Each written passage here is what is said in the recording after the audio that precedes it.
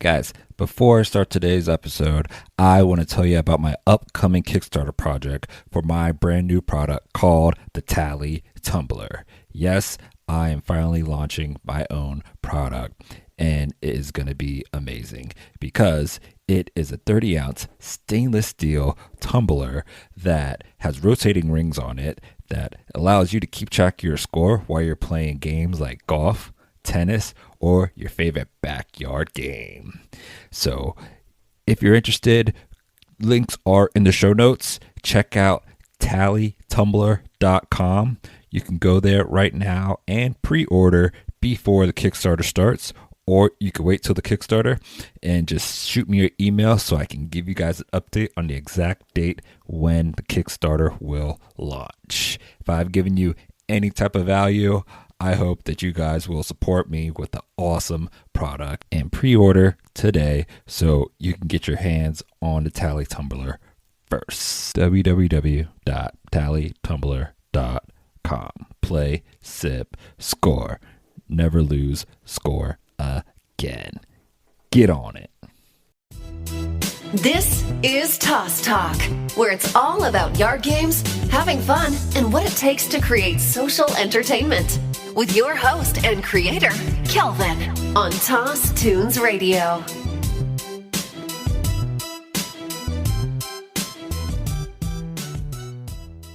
Hey, what is up? And welcome back to another episode of Toss Talk.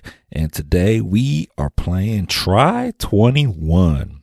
Yes, this game takes a brand new look at how you play washers.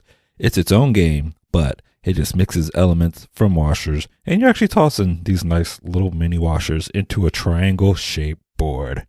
I'm excited to chat with the owners about this game.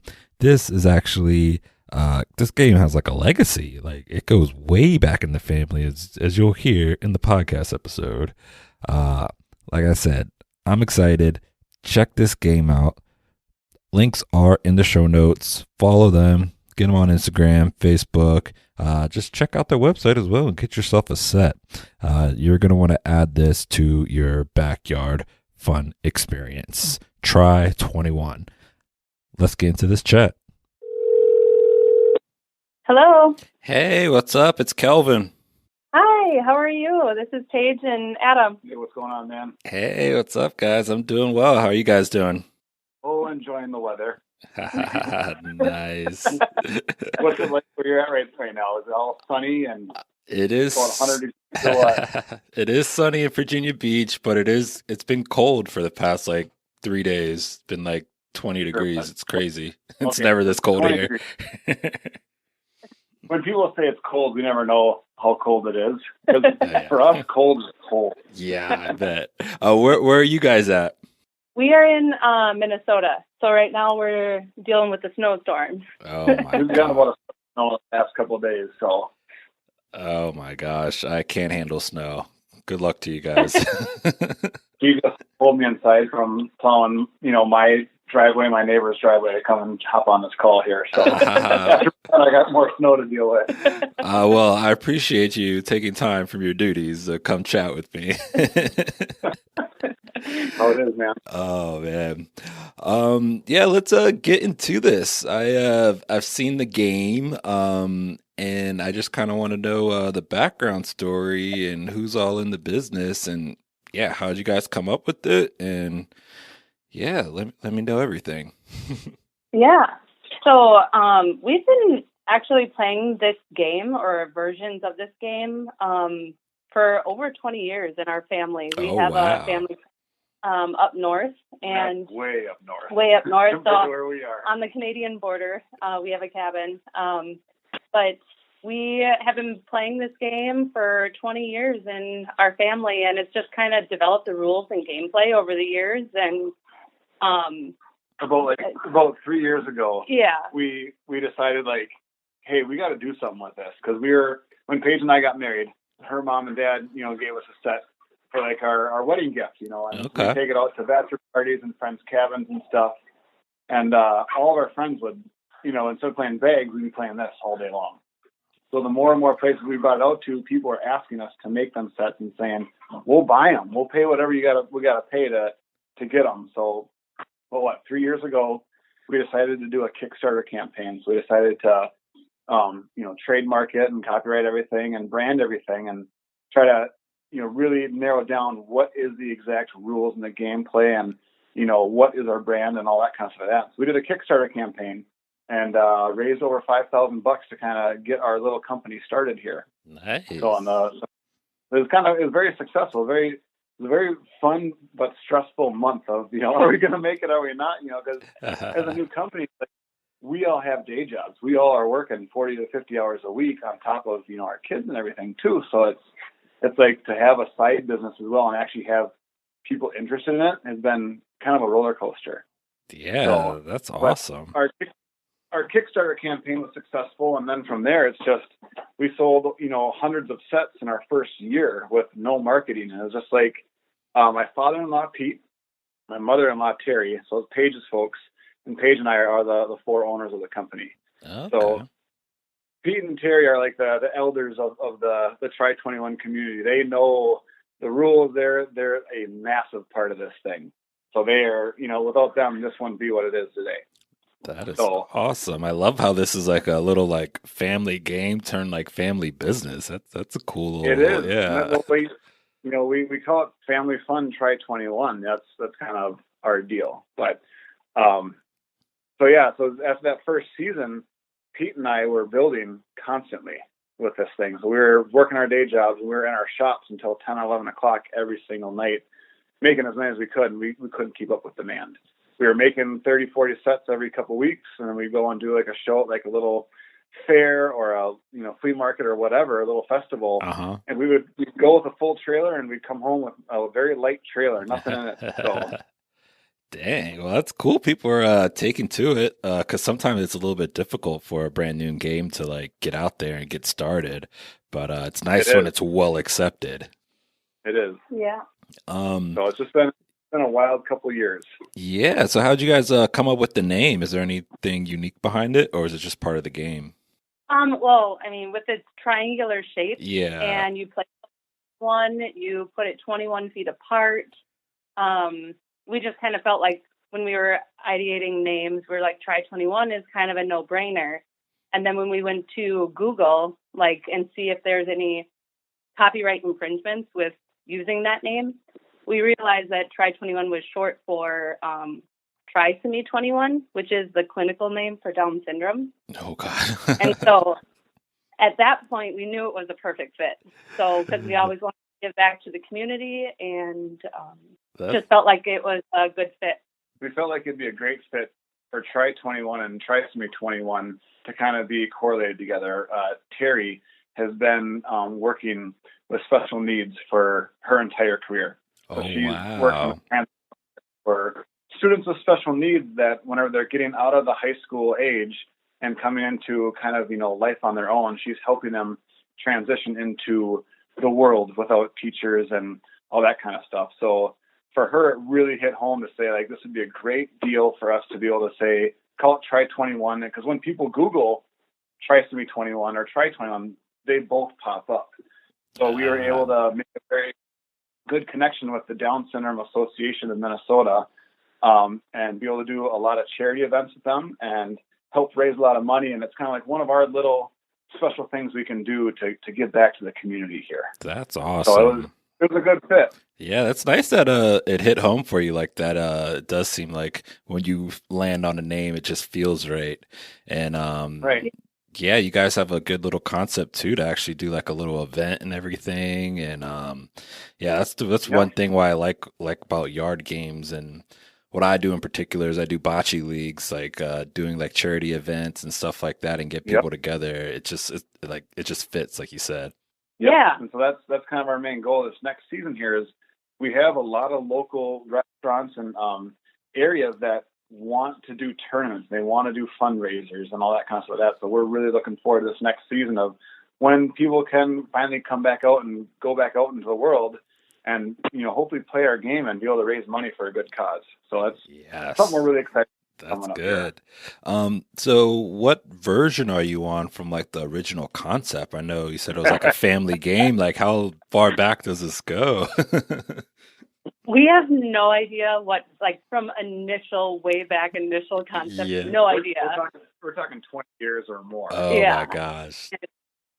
So like 20 years of gameplay, but since we've been manufacturing them, I guess since we've been manufacturing them, every batch that we'd make, we would do it a little bit differently. All the dimensions and everything would stay the same. All the scoring would stay the same, but the actual manufacturing process would alter slightly to make it a little bit more easier. Okay. Now we can powder coat the washers versus just spray painting the washers, stuff like that, you know. The one main change that we made is we are started to brand the boards with the scoring or the points on there, like the 1, 3, 5, 7, and 10. Okay. So different levels that you can score on, we started to brand it because we would put hours into making these things, and then people would come and buy them, and then they would take a Sharpie and just write on our games and say, "Oh, this one's worth 4 points or 3 points." Like, "Oh, I worked so hard on that. Don't Sharpie that board." Oh no. So are you still doing the manufacturing, or are you getting that outsourced yet? Yeah. So that's been our bottleneck for the past couple of years. Cause like I said, we've only sold, 500 sets or so, give or take, out of these past couple of years, but that's only because that's all we could make. Yeah. We physically couldn't make more. So I'm on my probably sixth contact that we've tried to make manufacturing work with, and it's a very fine niche to find someone who can make these, whether they're going to do it full time, because we're not fully ready to make thousands, but we're close. We have stores wanting these things, but I can't give them the product. I can't make enough yet. We have manufacturing we're trying to lock down, but nothing is set in stone yet. Okay. So we're meeting people weekly to see if they can make these things. And we're trying to keep it close to home here and keep it local, Okay. Well, good luck on that. Yeah, that's that's a tough transition too, because I talk to a lot of people and they're trying to get to that next step, and some people do it fast and find it easy right away, and others, just can't quite get there yet. So it's a little bit of a tough process. Yeah. So we have a couple more contacts that we're getting in contact with here that, every time you meet someone, you're like, oh, maybe this is the one that's going to really be able to take us that next level. Because the main thing is if you can give us 500 sets in a week, I'll be able to find a way to get them out in the public. Nice. So that's kind of where we're at right now. We're needing someone to say they can do it. And then we have people waiting to start selling these things. So yes, it's crazy. I'm excited. I came across the page, and I'm excited to get to talk to you guys about this game, because every time I find a new game, I'm like, I just want to know more about it. And this is definitely something unique. I haven't really seen anything super like it. So good job, you guys, getting it out there.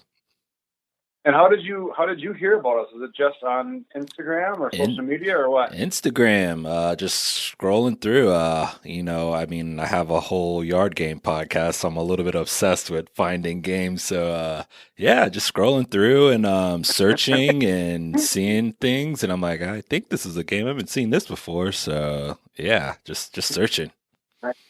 Nice. So how do you actually play the game? Well, you're the one that goes through the spiel the most. Sure. Go ahead. When we do our booths, my father-in-law and I, we get to play all day long. And my wife and my mother-in-law, they get to collect all the credit cards and talk to everybody and teach them all the rules again and Nice. make sure they walk safely. But so what we have is it's a 2 or a 4 person game. So you can either be on teams or you can just be, mano y mano pretty much. But it's you have a little 6-inch measuring stick. So if you get a washer on the outside of the board within 6 inches, that's 1 point. You have a 3-point pocket in the middle, a 5-point pocket in the front, and then 7-point shelves on the back corners. And then if you land a washer on the top, actual rails, that's 10 points. So the game itself, what you're trying to do is get to 21 exactly. So the kind of the fun thing is once you get to 18, you just need to get in that 3-point zone. If you got anything else and go over, it's just you got to go back. Yeah, okay. It's rally scoring, so washers in different zones by the different teams. Both teams can score at the same time. Washers in the same zones will cancel each other out. So if a red and a white washer are in the 3-point zone, those ones would cancel. But if we had a red in the 3 and a white in the 7, both teams would score and get to move up. Oh, okay. So one of the cool things about our game is we have a ringer as well. So it's kind of like horseshoes as well. So there's a dowel right in the middle. If you get your washer on there, it's an instant winner. Gameplay stops.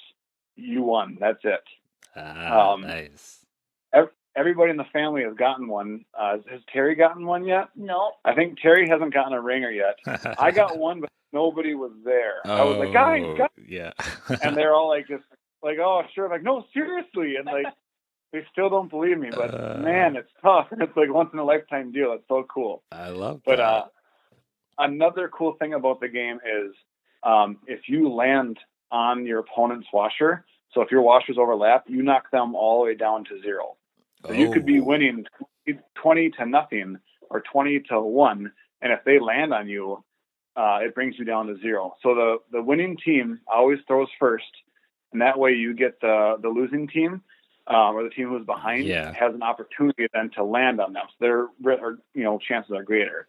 So that 5 pocket is a small little triangular pocket. If you get a washer in there, it's like, great, I got 5 points. It's really hard to do. But you're almost always going to get landed on if they go in there. So nice. I like it. Like you got an instant win, got some little caveats to the game. You can see how I can make gameplay interesting. It is. It's a little bit different, but it's a mix of, washers and bags and kind of horseshoes all kind of combined into one. So nice. So when you're at like your trade shows or booths and stuff like that, what are some of like the common misconceptions people will come up and say about the game before they even play it or anything? Well, as far as when they set up the boards, they always put our boards backwards. They always have the boards facing each other, but they're triangles. Their points are supposed to be facing each other, like arrows, pretty much. Another thing is people, when they're tossing, the winning team throws all 3 washers, and then the other team is supposed to throw all 3 washers. So instead of like bags, we alternate. It's one team throws all 3, then the next team throws all 3. Okay. So that's a big deal because everyone's so used to throwing it and alternating and taking turns. Where this way, it's a little bit different. There's more strategies involved. That way, if you're winning and you get your 3 points that you need to get 21, your next 2 washers, you got to kind of just toss them because you don't want any more points. So it kind of like takes, those 2 washers out. So okay. Yeah. Switching it up a little bit, different style of gameplay. It's always good to have something a little bit different in there. And we had one rule was no overhand tossing, but we had one guy actually saying, I'm sorry, but I have to. It was like oh my gosh. There's always that one person.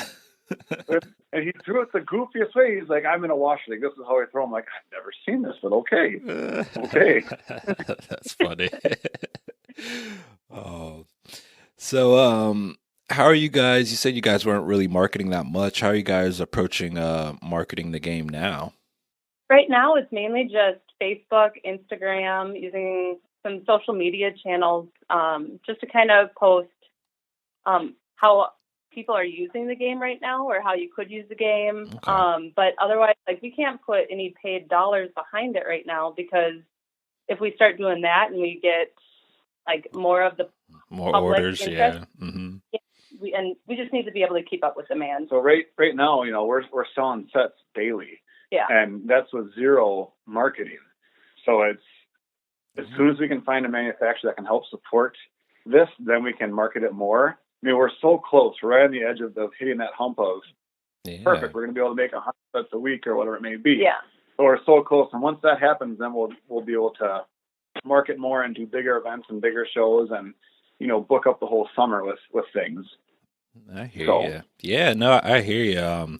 I went through a similar problem with when I was starting my bocce ball leagues. Like the first time I advertised, I filled up all my leagues. I was sold out, but then I didn't really advertise again because I got sold out. I couldn't have any more teams come in, but people kept asking me, do you have spots? I'm like, I don't know where to put you. I didn't need this much demand, but I like it. But need more lanes, man. I know. I also just didn't have the room where I was at in some places. So like I couldn't even put more spots. So, but yeah, I get It's a good problem to have, but you want to expand more and get the product out more. So, but hey, at least you guys are selling, so that's really good. Yeah, absolutely. All right, guys. I hope you're enjoying the show so far. We'll be right back after this short break. Hey, have you guys heard of the game called Cubicle? Oh my god, this game literally incorporates so many yard games. I'm talking bocce, horseshoes, cornhole, and much, much more. Created by the company called Mozart Games. They also have another game called Ace Hole. If you like cornhole and golf, you can play up to 12 people with this game. Well, these games are essential to your backyard, so use promo code MOFUN, that's MOFUN, MOFUN, and receive 10% off your first purchase of one of these games. Links are in the show notes. Check it out. Get some fun in your life. All right, so welcome back. Let's get back into this chat. Let's move on to the random question round. Let the listeners get to know you guys a little bit. All right. So, question number 1. Taco night or wing night? Go ahead. Taco night, definitely in this house. Nice. Love some tacos. Question number 2. What is your favorite backyard game to play besides, your game, of course? Well, we all grew up playing bags. Bags Yeah. were kind of our game. Nice, yes. Yeah, cornhole's it's huge these days, so it's pretty much a staple in like everybody's backyard game arsenal. Right, absolutely. It's the first one, but man, they're just clunky, Yeah, heavy, a lot to carry. Yeah. Yep. Oh man. All right. So question number 3. Would you rather vacation at the beach, the mountains, or the big city? We're definitely the beach, but I know my parents, Pete and Terry, they love the mountains. So They love nature. So we just want to relax. Nice. We love relaxing and drinks. I hear ya. Yeah, I'm at the beach all the time, so if I get to go to the city and get some like really good food, I like that. Nice. All right. Question number 4. Name a hobby that you no longer do anymore. Mine was playing the drums. I majored in drums. So I don't play drums as much as I used to. Nice. Paige, what about you? And mine is running.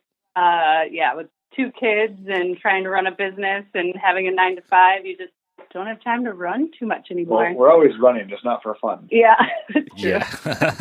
Yes, I hear you on that.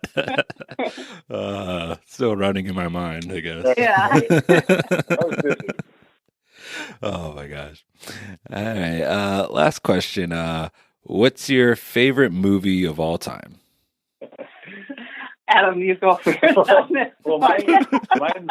mine's Dark Knight. I love the Dark Knight. I like the whole Batman trilogy. The Dark Knight is my jam. And Uh, Did it change? and Paige's fake favorite movie. Stop. So I don't like rewatching movies. I really don't like rewatching movies. But if I had to rewatch a movie, I would say Forrest Gump I'd watch again. Nice. It's a good choice. Don't you just like movies? They just have to be new. I don't know. Oh my gosh. That's awesome. All right, so that's it for the random questions. Good answers. All right.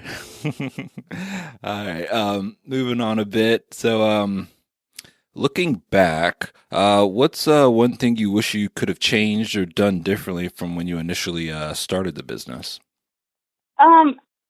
That's a tough question because we feel like we've done a pretty decent job with the 4 of us being family members getting this business up and running. In the last 2 years, we've been building these and doing everything ourselves in our garage, and we just can't keep up with demand. So we're having to look into manufacturing right now. But if we had the option, we wish we could build them ourselves, bring everything in-house. But we all love our 9-to-5 jobs as well. So we're just kind of in that little battle with ourselves.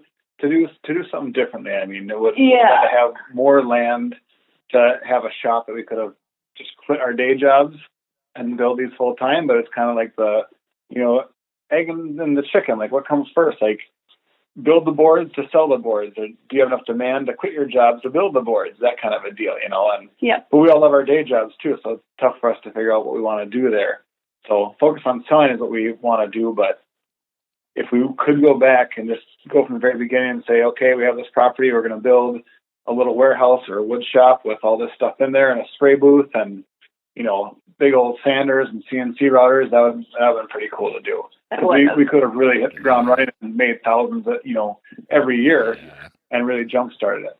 So I hear you. I mean, it's also hard to kind of forecast that you do have like a lot of demand, so you didn't quite know that at first. Yeah, it's tough to just say, okay, we're quitting our day jobs, now we're going to build this, and all of a sudden, what if, it's like moved on to the next thing. But there's no issue with being a small company and taking your 3 to 5 years of lumps and hardships to try to get there. You never want to grow too quickly. You want to be able to handle it and go and let the progress or the progression take itself as it's supposed to be.